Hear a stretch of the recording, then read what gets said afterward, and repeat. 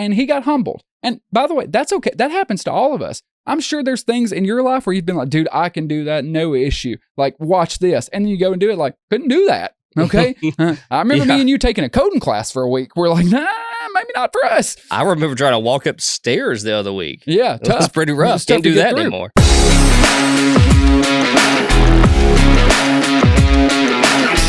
Welcome in, everybody. Week 13 is wrapped up in the books. Snow coming down and all. It's over. It's done with. I'm Ryan, your host. Tristan alongside me. We are here to talk about the games this week, man. There was a lot of good ones. A great way to kick off December. The Christmas spirit is on, as you can tell with the lights behind me.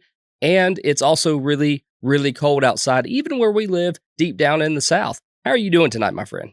I am doing fantastic. Great day of football. I hope you're doing good. Hope you had a good Thanksgiving with the family. How'd everything go? Did you cook? Yeah, I did. I smoked the turkey, cooked the mac and cheese. That's the two that are always requested from me because your boy knows how to lay it down in the kitchen. Let's just be honest. We actually both do. Little fun fact about us, we know how to cook. Now, this hoodie, does it fit tighter today? Yes, it does. Am I concerned about that? I'm really not. I'm a father. I don't really care how tight the clothes are. Also going to Disney next week. So you guys won't see me. You will see Tristan, but not this guy right here. I will be hugging with Mickey Mouse all week long in the seventh layer of hell. Yeah. But I wish you wouldn't have told people that because now they're going to be like, oh, we can definitely tune out next week. We're only going to have to listen to the long-haired guy rant. But if our channel blows up next week, I officially resign and I will just be your editor. I'll learn how to do the editing. You can take over the show. Have at it. That'd be great. Marketer and editor-in-chief. But a great game of football, a great day of football. It really feels like the playoff focus is starting to come in. Like, even though we don't know who's going to be the elite teams, feels like anybody can win it. It's starting to feel like the stakes of the season. You know what I mean? Like, you're starting to feel the playoff pressure on all the teams. Yeah. Well, Tristan, hunting season just started. Okay. We live in Alabama. Hunting season just started. And, when you're dialing in your scope to get it sighted in, right? It's like the playoffs are just getting dialed in. Now, I don't hunt. Okay. I don't know what I'm talking about, but in my mind, this is what it's like. It's like those couple of clicks. I do know how to sight in a rifle. Those couple of clicks where you start seeing everything a little bit clearer. That's where we are with the playoff picture right now. To me, it seems like everything's kind of shaping up how we anticipate that it's going to shape up. Yeah, for sure. Teams starting to prove that they're out of it. I know we've been hearing multiple people talk about the Bengals as if they've still got a chance for weeks. Maybe people are finally off that train. The Bengals are terrible. 49ers probably don't have a shot in it. Their season fell apart. I want to ask you before we jump into the show, we're going to talk about the Ravens-Eagles game. We're going to talk a little Kansas City, talk some Atlanta, see where it goes from there. Did you see the absolute, one of the most egregious hits I've ever seen in my life on Trevor Lawrence today? Ooh, wow. What a terrible play. That defender, I'm all for, we joke around here on here all the time about the flags being ticky-tacky, and for the most part, they are. Mm-hmm. But this is why, okay? If everybody wants to know why all these penalties come in, it's because of egregious hits like this that are unnecessary or uncalled for. I mean, if it was up to me, that guy would just be fired. It was that bad. There was no let up. He could clearly see the slide was start. Right. And I thought for a second, because I try to err on the side of caution when I first react to things. Everybody was overreacting. I said, let me watch the replay. No, it's as bad as it seemed. I thought for sure that maybe he was just already going forward, couldn't really pull himself back. Yeah. No, it was just full on, I'm going to take his head off, and that's what he tried to do. It's uncalled for. It was hideous to see on the field. It puts a bad mark on the NFL in general, and it really doesn't help the case for trying to get some of these penalties eased back a little bit. No, 100%. I thought the same thing as you. I was like, is it really going to be as bad as everybody said? Yeah, it was worse. And Al-Shaair, I believe that's the guy's name, he's got a history of dirty plays. He hit Caleb Williams really late, early in the season, out of bounds. It was such a bad hit. It's one of the worst hits I've seen in a long time. I feel like a suspension has to be coming. And me, as you said, me and you always rail against kind of the softness of the NFL, how they can get ticky-tacky with flags. And it's like, how is a defender supposed to judge it? That was so blatant. I feel like almost anything short of him being suspended the rest of the season would be him getting off easy. He could have ended his football career. This is where you have to, the NFL, the committee at B, they have to make a namesake out of this guy right here. Whatever you have to do, make an example out of this guy because nobody else, hopefully, will follow suit. We don't have a lot of dirty players in the game. A lot of people respect the football game as it is today. That guy clearly does not. I didn't even know about the Caleb Williams situation. I probably saw it, didn't think anything of it.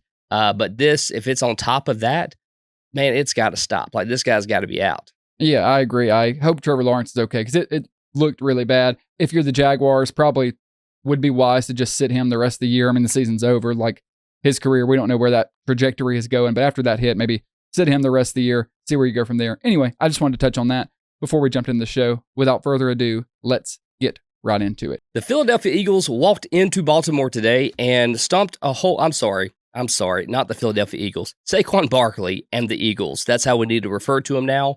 Look, they are one of the top teams in the NFC. Everybody knows it now. If they didn't before, they sure do now. This score, which the final was 24-19, but let's be honest, they scored that touchdown the Ravens did in like the last minute of the game. So it was kind of garbage time. I don't think the Eagles were, fully playing, and it was a great pass to Likely. I've given them that. The Eagles kind of controlled this entire football game. Lamar and the Ravens couldn't really do anything on offense. But I really want to dial in on the Eagles for a second. We'll touch on the Ravens here in just a minute, but let's talk about the Eagles. And there's two teams that stand out to me in the NFC, and that's the Philadelphia Eagles and the Detroit Lions. I think anybody that watches football, knows football at all, would probably agree that these are the two top teams in the NFC. What I want to know from you, Tristan, is are the Eagles better than Detroit? Man, right now, I'm leaning yes. Ooh. Because Detroit suffered a lot of injuries in that Chicago game on Thanksgiving. Like, it felt like they just kept having defensive players go down. Like, one after the other, they couldn't catch a break on injuries. I wonder how much that plays a part in who would win in a hypothetical Eagles-Lions matchup.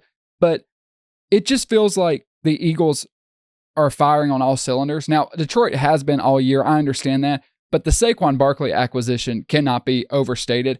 We've talked about it a little this season, not enough. Ryan, I really think at this point, he should win MVP. I don't know if he will. I feel like this is the year to do it. And just like last year, really, there's not a quarterback that's really putting himself above the rest. You could say Josh Allen right now. Lamar Jackson was up there. I don't think he's worthy of MVP right now. Saquon Barkley has completely transitioned this team, Ryan.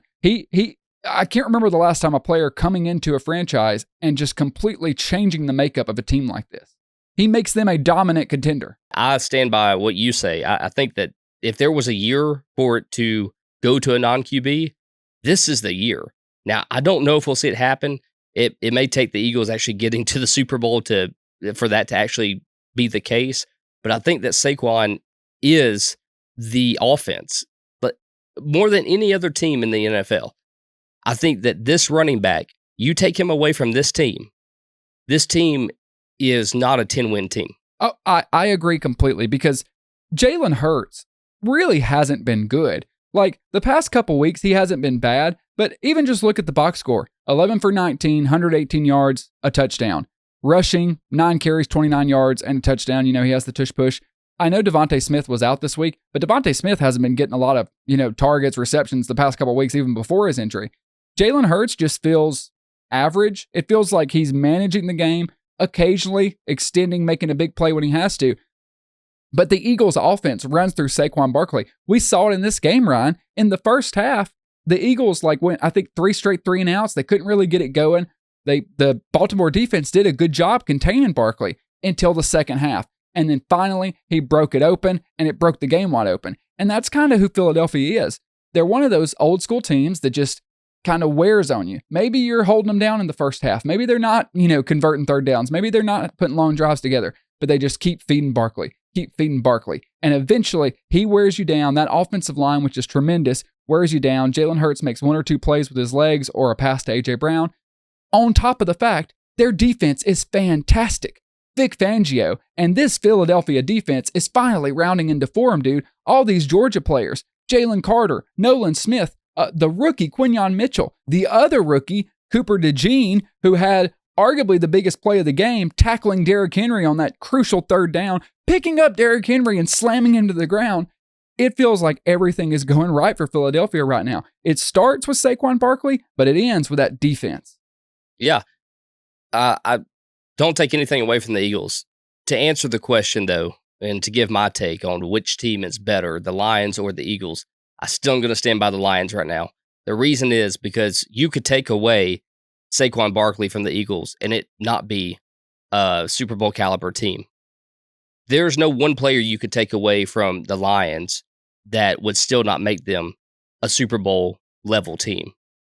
I think there's even a chance you could take away Goff and replace him with a suitable quarterback, and it would still be a Super Bowl level team. Now, it would be hard, but I'm just saying it's possible. You see these guys on a week-to-week basis. A guy drops down, it's okay. Next man up. Like, they just find a way to win. And then also when you compare some of these wins, like if you look at, just take for instance, the Jags, terrible team, right? Detroit lays 52 points on them, only lets them score 6 points. The Eagles play them back in week 9, 28-23. They won by 5 points. So the teams that they should like blot out easily, they don't. That's why I think I still give the edge to the Lions. Again, that was week 9. A few weeks do make a big difference, and we could see that clearly. Like, this is a completely different team. 4 weeks ago, the Eagles are. I think the Lions just have a little bit of an edge on the Eagles right now. I'm not ready to make them the number one team in the NFC. In a hypothetical matchup, if they were to face each other in an NFC championship, here's the reason I'm leaning the Eagles, okay? It's one reason, and you can tell me, Saquon Barkley, whatever. I'll even put that aside. It is the Philadelphia defensive line and defensive front. I think they would be able to get home and harass Jared Goff. Between Jalen Carter, between Nolan Smith, Zach Bond, by the way, one of the best, acquisitions this offseason. That man's making multiple big plays a game, kind of playing off-ball linebacker. He is fantastic. I think if they played today, the Philadelphia defense would give that Detroit offense problems and be able to win the game that way. We might be, cruising towards an Eagles-Lions NFC championship matchup. That would be great. I'm so surprised the Eagles have turned it around. Last question, has anyone done more to save their job this season other than Nick Sirianni? Talk about a complete 180 from how we felt about the guy. I mean, I feel the same way I did about him. I don't think he does much. I think, Vic Fangio is doing a good job on defense, and Saquon Barkley is doing a good job on offense with Kellen Moore. But let's just be honest. Nick Sirianni, he's going to be safe with the Eagles playing the way they are. 100%. He is. His seat could be a little bit colder if maybe they just started putting blocks of ice under it. Other than that, the dude's fine. He's going to keep winning football games this year, and he secured himself at least another year. Let's flip sides to the other side of the ball, the Baltimore Ravens, where I don't know if I want to say they were exposed, but it was messy. And the Ravens have played a few messy games this year, and it doesn't seem like this is a game they should have lost, especially being at home and an NFC team at that.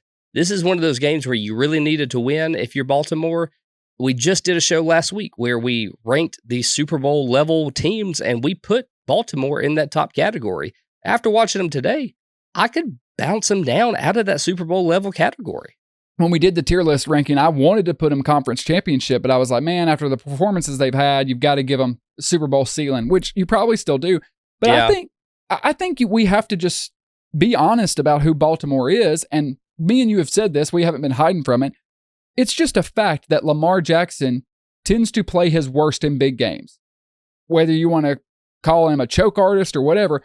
I mean, he's, I think, 1-4 in the playoffs in his career, something like that. He's not been good in playoff games. We saw it last year against the Chiefs, and we're seeing it again this year in the biggest games. Like the big games, they got to have it. It feels like they really lose against marquee matchups. I mean, they lost to the Browns. Oh, you shouldn't have lost that divisional opponent. They lost to the Steelers. Divisional opponent, okay, but like, you're a better football team. You should beat them. And then this game, a big, possible Super Bowl preview. And let's just call it like it is. Yeah, it was close in the first half. In the second half, the Ravens got pushed around, Ryan. What's so confusing is they go and they wipe the floor with one of the best teams in the AFC, the Buffalo Bills, back in like week 4, wasn't it? Yeah, week 4. How do you make sense of that, Tristan? Like, how do you actually compute that? how do you play so well against what we know now as, and they were even then too, I think. The Bills were one of the best teams in the AFC. They still are. They may be the best team in the AFC now. But how do you put on that performance and then you play other teams where, like the Browns, and you just look like you don't know what you're doing? You're asking, what's the issue with the inconsistency? I say the inconsistency is the issue. I don't know if there's something you could point to that says this is why we're inconsistent. Because a lot of times it is them getting away from the run, or it is Lamar Jackson not living up to it. Tonight, I thought Lamar played good. Even looking at the box score, 23 for 36, 237, 2 touchdowns. He did miss a couple throws. He had 79 yards rushing. So, I mean, the guy had 300 all-purpose yards. Like, he played well. He did miss a couple throws, but this isn't one of those losses you would put on him. Some of them are. Today, Derrick Henry, 19 carries for 82 yards. I know Derrick Henry had 82 yards, but it never felt like he took the game over. It never felt like he really got rolling like they wanted him to, like Barkley did. This team is kind of dependent on Derrick Henry going off to allow Lamar Jackson to go off. I'm not trying to negate them. I'm not trying to put them down. They're still a really good football team. But the bottom line to me is, if I'm going into a game, the Ravens going into a big playoff game, do you trust them to go execute? I don't.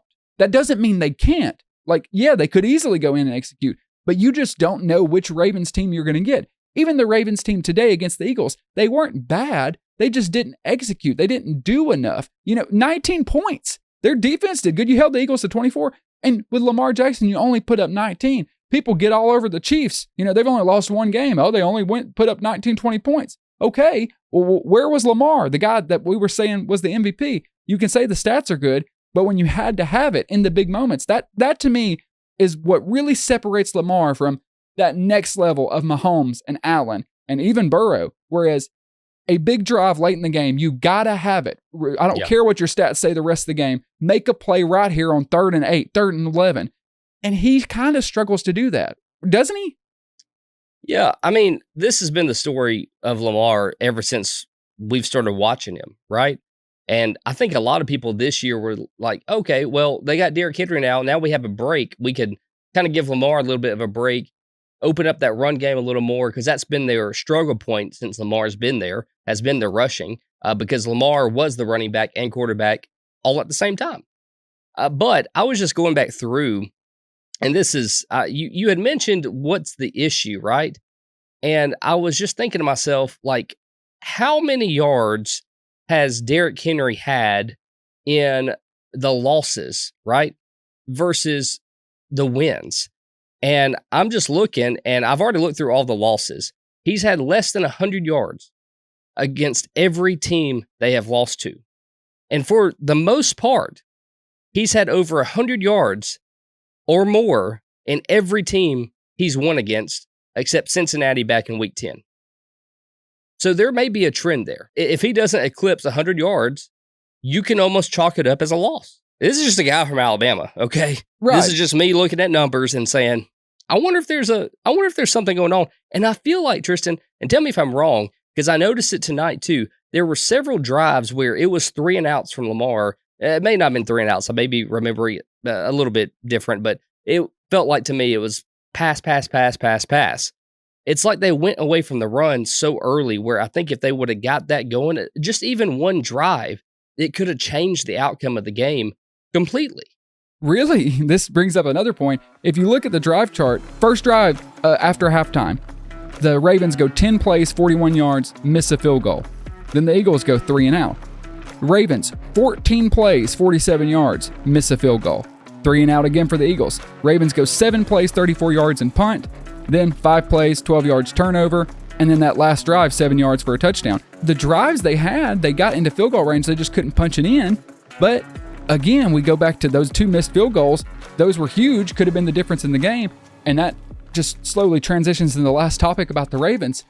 Time to bench Justin Tucker, maybe? I mean, he's like 50% on field goals over 40 or 50 yards. He's missing almost every single field goal. Hey, I'm not saying anything. He hasn't been the same since he taunted Patrick Mahomes and Travis Kelce through his teeth. Okay. I'm just saying. Okay. That is a fork in the road for Justin Tucker's career. I was going to text you this today, but I want to say for the show, you know how fighters in UFC, they lose their chin? Uh-huh. You know, Chuck Liddell did it. Yeah. The Iceman did it. Yes. And we've seen several others. I think Forrest Griffin, to some degree, lost his. Yeah, sure. It happens took all out the time. by a jab.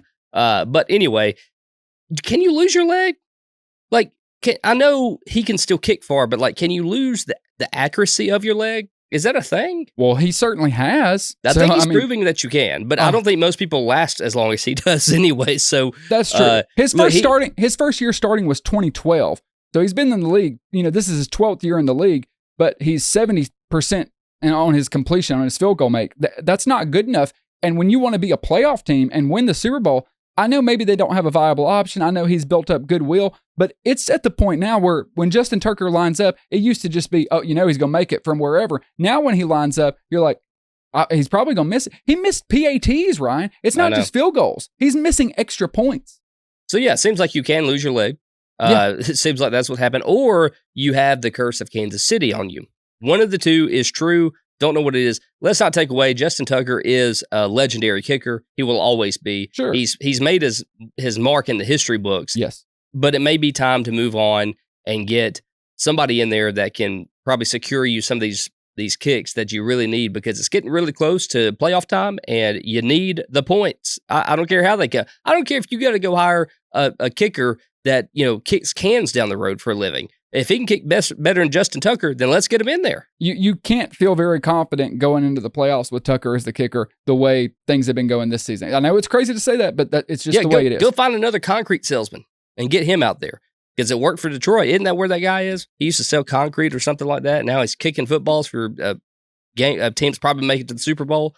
Crazy. Even if it's a lie, we'll pretend it's true. The Kansas City Chiefs, they escaped in the Black Friday game against the Raiders. They are 11-1, in case need anyone forget, because it feels like they do. They are the 1 seed in the AFC. And all I keep hearing and all I keep seeing on X is the Chiefs, they're the 1 seed. They're in trouble, but they're flawed, man. But that's what everybody says. They're like, okay, yeah, we know Kansas City's the 1 seed, but they've got a lot of problems. They're so flawed.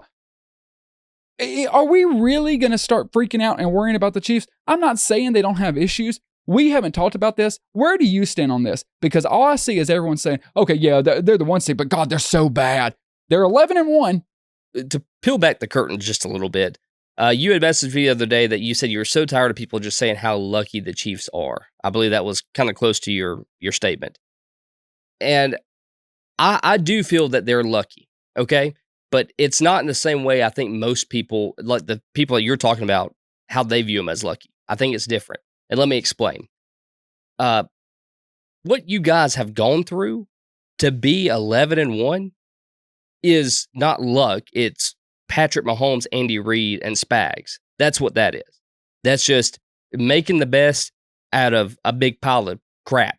And that's what's happened. And now that crap has gotten polished up, and it's not so crap anymore. It's actually really good football players. But everybody, and I've said this forever, the thing that makes Patrick Mahomes and Tom Brady so great is they elevate everybody around them. It doesn't matter where you came from, what your ranking was coming out of college. It doesn't matter. You're going to be better when you play with these guys. And they're not like Aaron Rodgers where they put you in a doghouse if you mess up. You know what happens when you mess up with Andy Reid? You get the ball the very next snap. I've noticed that with Andy Reid. Yeah. He builds confidence in his players. If you fumble, the next drive out, it's a run to the same guy who just fumbled. Why? Because Andy Reid trusts you, and he knows that mistakes happen, and he's willing to go through those mistakes. Where I think that you guys are lucky is all the other teams that screw up against you guys that could have won. Okay? Bills managed to not screw up so much, and we've done it before. We'll probably do it again in the playoffs because that's just notoriously what happens. But the guys the teams that face y'all and literally fumble their chance away, hence the Raiders, like that is where you guys are lucky, because you guys win games that you really aren't supposed to. And I don't say that on the Kansas City side. It's just like the Raiders had y'all's number. And it was the fumble that really changed everything. You could even see it on the sideline. Like, even Patrick Mahomes kind of knew, oh, crap. Like, they have our number. O'Connell's going down here, and they're going to kick the field goal and win. And what happens? He fumbles the snap. That's where the luck comes in. It is not the luck of, like, you guys are just, oh, my gosh, you are so lucky, you are so good. No, that's talent. Luck is on the side of the ball where you guys shouldn't have won. So first off, I would be the first one to admit there were problems with the Chiefs. When they traded Tyreek Hill, I was literally the first person that was like, guys, I think they're going to be better next year because it's going to make Mahomes play another way. The next year, I was worried. I was more than worried. I didn't think they'd win the Super Bowl last year. I was concerned all year. I was waving red flags and saying they've got issues. This year, a little bit different. I'm not saying they're going to win the Super Bowl or anything. To your point, what you said, it's not offensive. It's 100% fact. What you just said is absolutely fact. Here's where I would counter. I'm not even saying I think this, but how much of that is the fact that it is the Chiefs and they've built that equity and that fear into teams? Because that's just the thing. It's kind of like in college when teams would play Saban. Like, they would make mistakes. They'd get in their own head. I'm not saying that's what in a microcosm caused the Aiden O'Connell fumble. Just in general, you're like, you have to push hard. It's the Chiefs. We can't let up. It's like people are still playing them like they're the 2017 Chiefs, and they're not. It's like they all know, oh, it's Patrick Mahomes, it's the Wolf. I feel like that kind of gets in their head and almost causes more mistakes. Yeah, that happens to some degree. For the Raiders, though, it was a complete, happenstance. The dude hiked the ball when O'Connell wasn't ready for it. It was just a miscommunication, however it laid out. It's the same thing that happened to the Panthers in overtime against the Bucs today. It's Hubbard fumbling the ball when the last thing he could have wanted to do was fumble the football. Like, that's what put your game away. And same thing happened with the Raiders. Like, the only thing we can't do is botch a snap, and we could probably win this football game. The Raiders always play y'all close, divisional opponents. Right. So, I mean, that it happens. But this game, I just felt like even on the defensive side of the ball, Spags just, he couldn't get it together for the most part. And I'm not saying that he failed the Kansas City Chiefs, but they just answered. Like, the Raiders, one of the worst rushing teams in the league. They were running the ball over Kansas City. That's for sure. No, I agree. And I can't even tell you their running back's name. Forgot his name. Yeah, I'm not going to be on here saying the performance by the Chiefs against the Raiders were good. I'm not going to say any of their performances the past couple of weeks are good. You know, they kind of dominated the Panthers, but they let them come back at the end. You know, before that, they got beat by the Bills. They beat the Broncos on the last second field goal, beat the Bucs in overtime. Here's where I start to get aggravated. When people say it as if, oh yeah, we know they're the 1 seed, we know they're 11-1, but they've got so many flaws, it's going to be exposed as soon as they get into the playoffs. Oh yeah, no, forget that. I'm not saying they won't get beaten in the first playoff game. With the flaws they have, they very well could be. Wouldn't shock me. But they've had a ton of injuries this year. The fact that they are at 11-1, I'm not making an excuse of injury. I'm just saying the fact that they're at 11-1 with the issues they've had, to me, is impressive. I don't care how you win the games. They're NFL teams. And if I was any other team in the league, I would just look at it as, you know that Patrick Mahomes finds another gear in the postseason. He has that mentality where he knows this means more. I got to make it happen on this play. That's what he always does. So I just would be cautious if I was the rest of the league acting like they're going to be one and done in the playoffs. They could be, but they could go on a deep playoff run again. It's the worst thing you could do is put Kansas City in that corner because they will swing harder than they ever have, you know, from just the complete disrespect that they get. They've done it before. So, yeah, they need to temper their expectations of what Kansas City is capable of. I don't even think you've seen the best Kansas City that's available right now. I think you're seeing some of the worst, but we saw last year they lost on Christmas to the Raiders, looked awful, and then here we go. So I think people were thinking, well, they can't do that again. I think they could, especially if they hold on to the 1 seed and these teams have to go to Arrowhead in January. Yeah, well, I think you also look at teams like Detroit and you see how they're just slamming teams like 52-6. That's not normal in the NFL. It's not. So let's not get used to that. There's a lot of teams that don't score a lot of points here in football games. And Kansas City is not one of those teams that rack up points in football games. They always play their opponents close. If you ever have a betting line, always bet that Kansas City will not cover that spread because they almost never do. And but Kansas City's been that way for years. Like they just always do that. They find a way to play to their opponent in some aspects, but they always wind up on top for the most part. This year, the way to sum it up for me is what Kansas City has done to become 11-1 is nothing short of remarkable. However, they have had some luck fall their way from other opponents, not themselves. I just want to be clear on that. The luck is not from them. That's talent. The luck is where the opponents managed to beat themselves in several football games. There's always an aspect of luck to football. I'm not denying. Any team that wins the Super Bowl has to have some luck to win it. You're not going to win it without luck. That's just the way it goes. You have to be prepared to take advantage of the lucky situations that fall your way. I know the Chiefs are flawed. I know they could be beaten first game of the playoffs, but I just feel like we're acting a little too loosely with the number one seed in the AFC right now.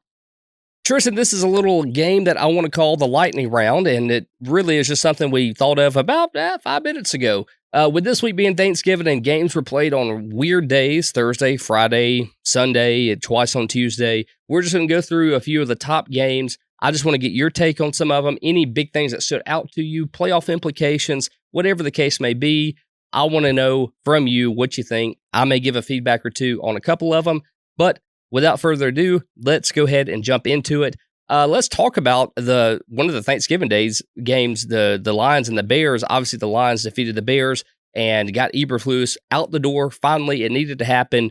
Any big takeaways besides Eberflus being out of the building? Well, that is the only takeaway. I'll just quick 2 cents because we're late to the party, but obviously we weren't recording on Thanksgiving. Pretty good game. Can't believe the Bears were able to get back into it. Caleb Williams was awful in the first half, really good in the second half, good adjustments. They were able to attack the Detroit defense. Detroit having to settle for field goals was the difference, what kept Chicago in the game. They drove and they couldn't punch it in because the Chicago defense held up in the red zone. I think the situation that led to Eberflus's firing is one of the most insane things I've ever seen in the NFL. My wife, we were going to my in-laws. She was at the door waiting on me to go because I was like, yeah, well, when the game ends. And that situation happened. And I'm just basically jumping on the couch screaming, what the hell are you doing? You have a timeout. As soon as you get sacked, whatever plans you have, I understand starting that play saying we're not going to call a timeout, we're going to get 2 plays in. When you get sacked, it's over. Timeout. Everyone knows it. Everyone in that stadium's doing this. And what's worse is he doubled down on it in the press conference and said, nope, got him meant to do it. He's an idiot. He's one of, I'm serious. I am too, man, but I'm not the head coach of the Chicago Bears. Right. He is one of the dumbest head coaches I've ever seen. They should have fired him in the offseason. You can go back and watch our videos on that. We said it. We said it was stupid to keep him. I've seen some people saying, hey, that's not on Eberflus. That's on Caleb. He should know better. He should. Okay. So like, I'm not letting Rookie Caleb quarterback. Yes. I'm not letting Caleb off the hook. Yeah. He probably should know better. And then even once he got up there, he took too long. Like you said, he's a rookie quarterback. That's the head coach's job, to protect the quarterback in that situation. I don't care if it was Patrick Mahomes. If Patrick Mahomes is making a mistake in that situation, what's Andy Reid going to do? Timeout. Let's get over here and talk about it. You call a timeout, then you go, hey, we're going to run a quick 7-yard slant, go down immediately, and run the field goal team on and kick it. You have time to do that. It's just an egregious, head coaching job. It is a fireable offense. He got fired for it. I still can't believe it happened. Let's move on to the next game I want to mention, and that's Green Bay and the Dolphins. They completely dominated the Dolphins, man. Won the game 30-17, I believe is the score, right? If I'm not mistaken. But what do you think of this team putting together such a win that it was unquestionable that Jordan Love, we've been talking about him for a couple of weeks. Like, is he gonna be that guy? Is he not? Did you think that the Dolphins could or should have played a better football game than they did? And does this give you any more confidence in Green Bay? Green Bay confidence about where it's at. Obviously, I believed highly in them preseason. I still believe they're a playoff team that could make some waves. I still like Green Bay. They're probably a year or two away. Didn't change any opinion on them. They did what I expected them to do. Cold football game. A cold football game. The Dolphins going to Green Bay to play in the snow. Miami, even with Tua, is a soft football team. I think it's time we all just have to admit the speed experiment is over. Yeah, that's great if you're playing in September in Florida. But even as the season goes along, if they're playing in December in Florida, they're not the same team. As the season progresses, and this is what I love about the NFL, at the beginning of the season, yeah, it's more spread offense. It's, maybe some trick plays. But the longer the season goes, the more physical it gets. And at the end of the season, it turns into running the football and defense, and your quarterback's got to make some plays. They are not. Miami can win one way. They've got so many issues on defense, and then on offense, they're one-dimensional, and they are soft. They are a soft football team. I understand maybe his record's good. It's time to have a serious conversation about Mike McDaniel. If I was in charge of the Dolphins, I would probably be looking for another head coach. I know, the offense is so flashy, Tristan. They've never won a game against a top opponent. I think he's like, 0-12 or something against like winning opponents. It's some crazy stat like that. He doesn't do good against good competition. It's time to move on. I hate to say it, but I don't know. I don't know how you can continue going forward knowing that it's the same results every year. So Miami delivered exactly what I expected. Let's move on. Let's talk about the Falcons and the Chargers, a tight football game, but yet the Chargers came out on top. Tristan, you've been saying it all year that the Falcons were just waiting to implode, and it seems as if they are doing what you called. They are. I am a little surprised about how dead on my Falcons take was. I thought it would take until the playoffs for my Falcons take to really prove correct. It's already coming into focus. I am kind of surprised at how quick the Kirk Cousins regression has happened. There was a small window, remember, when they beat Tampa on that Thursday night or whatever, and they threw for like 500 yards. It's like, he looks good. The Achilles issue is gone. And for like 2, maybe 3 weeks, they looked really good. Obviously, defense has always been an issue. And then something happened. It's like he started feeling the Achilles again. It's like maybe he bothered it. I don't know. I have no idea how any of that works. I'm not a doctor. Shocker, I know. It's true, guys. But it does feel like something has changed with him. Even the 4 picks today, the last one, I give him a mulligan. It's a 4th down play. You're trying to make something happen. 3 picks against the Chargers. I know Chargers are an elite defense. You can't allow it to happen. The Falcons have holes on defense. They don't have an edge rusher. And it just feels like the Kirk Cousins that looked good for a minute is starting to regress. He's starting to look his age. They might still win this division just because of the 2 wins over Tampa and the hole Tampa dug themselves into. But yeah, they're going to do what I thought they would. They're going to fool some people into it for a while and then disappoint. The Steelers at the Bengals. The Steelers win 44-38. Is it time to really evaluate and say that Russell Wilson is the guy for the Steelers for the long haul, or at least as long as his body will let him play? Also love that they still work in Justin Fields out of respect. Justin Fields also did really good starting out this season with the Steelers. He's played better football than he ever did at Chicago. So I think there's something to be said there just about the Steelers in general, how they treat their quarterbacks and still give them the time and the development that they do. Seems like Russell Wilson, though, is just throwing dimes, man, especially that one pass at Pickens down the sideline in like double coverage. It was beautiful. He just dropped it in the bucket. And that's what Wilson still has. That moon ball is still excellent. It's interesting, though, because like you look at Bo Nix and Sean Payton and you're like, well, Payton still got it. Bo Nix looks really good. I just think it's 2 different styles. And honestly, no, some people have said this, but not enough. We got to give some credit to Russell Wilson. He wanted out of Seattle because he wanted to be the guy. He was like, I'm better than this. I can run a complicated offense. And he got humbled. And by the way, that's okay. That happens to all of us. I'm sure there's things in your life where you've been like, dude, I can do that. No issue. Like, watch this. And then you go and do it like, couldn't do that. Okay. I remember me and you taking a coding class for a week. We're like, nah, maybe not for us. I remember trying to walk upstairs the other week. Yeah. It was pretty rough. Can't do that anymore. I think Russell Wilson, when he goes to Pittsburgh and after the Denver thing, I think he just reevaluated himself and said, okay, maybe Seattle was right. Maybe I'm just this type of quarterback, and that's okay. I do think he should be the Steelers quarterback going forward. First off, this is a bad quarterback draft. You're not going to be in a position to get one. Roll with Russ as long as he's playing like this. Can you win a Super Bowl? Probably not. But I like the Steelers more than most. I think they could win a playoff game, perhaps 2, if they got the right matchup. I don't want to go overboard and start giving them credit for this game, though, and all the points they put up, because it's the Bengals defense. I think, if anything, this game just exposes the issues with the Bengals defense even further. The fact that you let Pittsburgh hang 30-something points on you, it's truly ridiculous. There needs to be a deep overhaul in Cincinnati, but there won't be, because the same people that call the shots have been calling the shots since 1994. Nothing's going to change there. All right, let's enter into what I like to call the lightning round, because I got about 5 more games I want to touch on real quick. Okay. And I know we're running out of time, but I want to touch on these because there's a lot of good football this week. A lot. The Texans at the Jags. We touched on them briefly about the terrible hit that suffered Trevor Lawrence. But 23-20, you seem to think that if Lawrence was in there was a chance that they could win this football game. Does this make you even more concerned about the Texans and what we're seeing out of them lately? I don't take too much out of it because it was a late push by the Jaguars to get back in the game. Like, it was points scored in the 4th quarter. However, I also don't take a lot from, like, I don't expect much from the Texans. I don't think they can win a playoff game. They're going to win their division, but they've got a lot of issues, so I don't really expect them to make noise in the postseason. Fair enough. Next up, the Cardinals at the Vikings.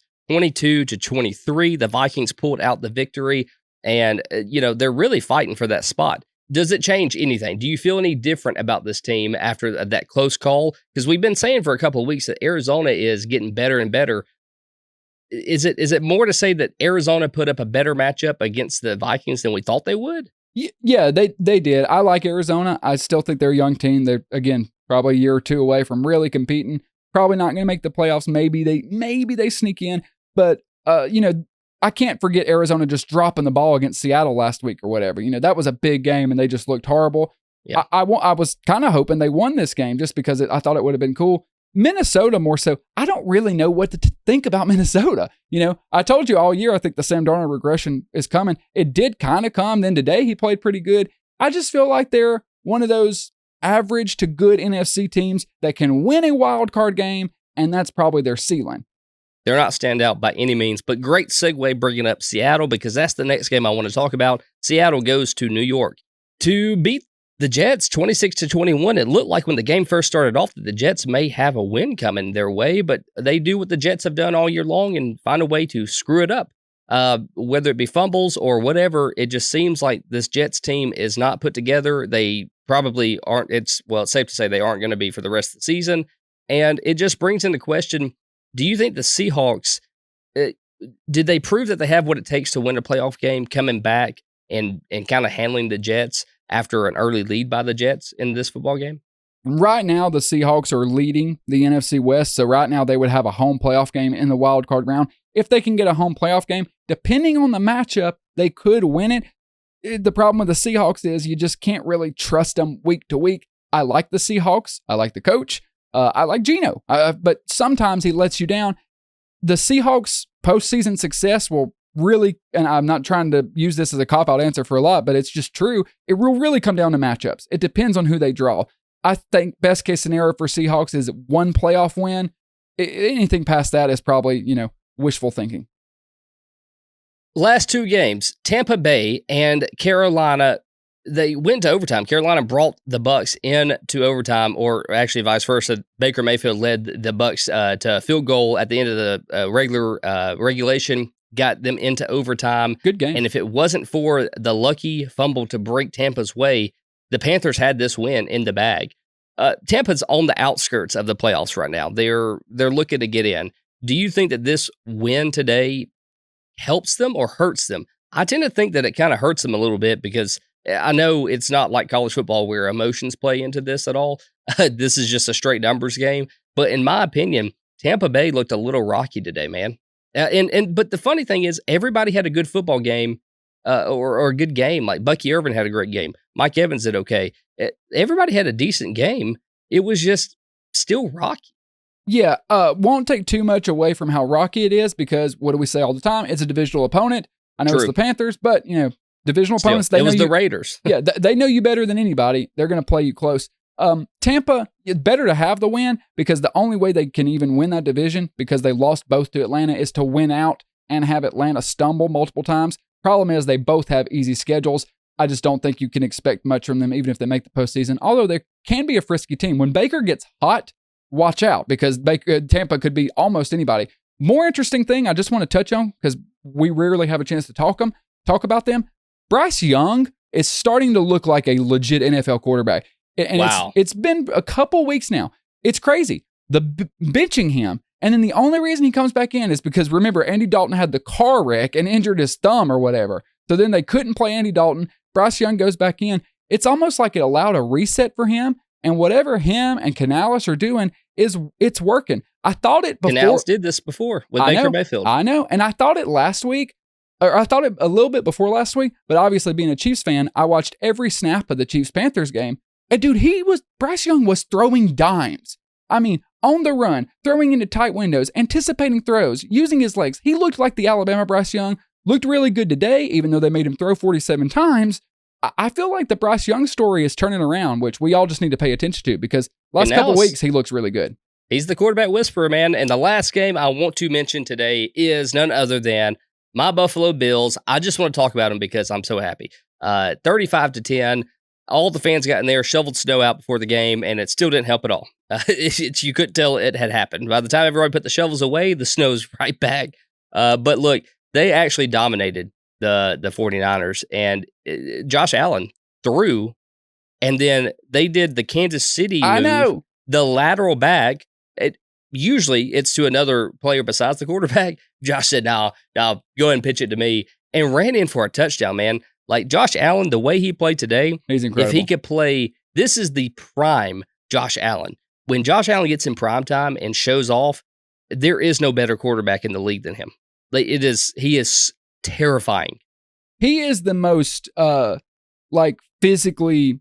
He's the one that jumps Gifted? off the screen the most. Yeah, maybe. I mean, like Mahomes, obviously really physically gifted too. Mahomes also, like, the difference I think between him and Allen has just been Mahomes executing the clutch gene. Not that Allen's never choked. They've never lost a game because of Josh Allen. You know what I mean? Right. He's played fantastic all the way through. But his physicality, man, is just Absolutely. on the neck. I never, and oh my gosh, I don't even want to say this, but I'm not super concerned about him getting hurt. Like, he's just a big-bodied, like, rough and tough, bruise it up dude, and he has that farm strength, man. Like, that's just what it is. Let me ask you before we wrap up this game.